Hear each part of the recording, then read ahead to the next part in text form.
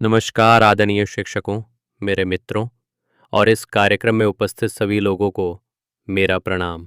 आज का दिन हम सबके लिए बहुत खास है क्योंकि आज 5 सितंबर है जिसे हम शिक्षक दिवस के रूप में मनाते हैं। ये दिन महान विद्वान और हमारे देश के दूसरे राष्ट्रपति डॉक्टर सर्वपल्ली राधाकृष्णन जी की जयंती को समर्पित है। दोस्तों, अगर हम सोचें कि आज हम जिस भी मुकाम पर हैं, वहां पहुंचने में सबसे बड़ा हाथ किसका है? तो जवाब सिर्फ और सिर्फ होगा हमारे शिक्षक। माता पिता हमें जन्म देते हैं, लेकिन शिक्षक हमें जीने की राह दिखाते हैं।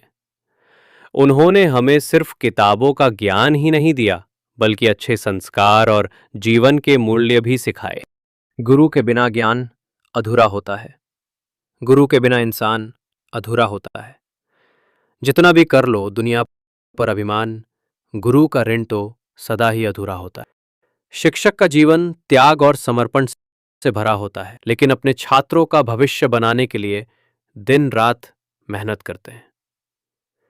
जैसे दीपक खुद जलकर अंधकार मिटाता है, ठीक वैसे ही गुरु भी खुद तपस्या करके हमारे जीवन को रोशन करते हैं। मिसलेड माँ बाप ने जन्म दिया तो शिक्षक ने जीना सिखाया। अंधेरों में राह दिखाई जब वक्त ने हमें बहुत रुलाया। गुरु खुद की खुशियां भुला बैठे, हमारे लिए सपनों की लौ जला बैठे। सोचो अगर ये शिक्षक ना होते तो शायद हम जिंदगी की भीड़ में खो बैठे। दोस्तों, क्या कभी हमने सोचा है कि हमारे गुरु ने हमसे क्या मांगा? उन्होंने कभी बड़ी मांग नहीं की। उनकी सबसे बड़ी इच्छा यही होती है कि उनके विद्यार्थी सफल हों और अच्छे इंसान बने। और जब उनका छात्र सफल होता है तो वो खुशी शायद दुनिया की सबसे बड़ी खुशी होती है।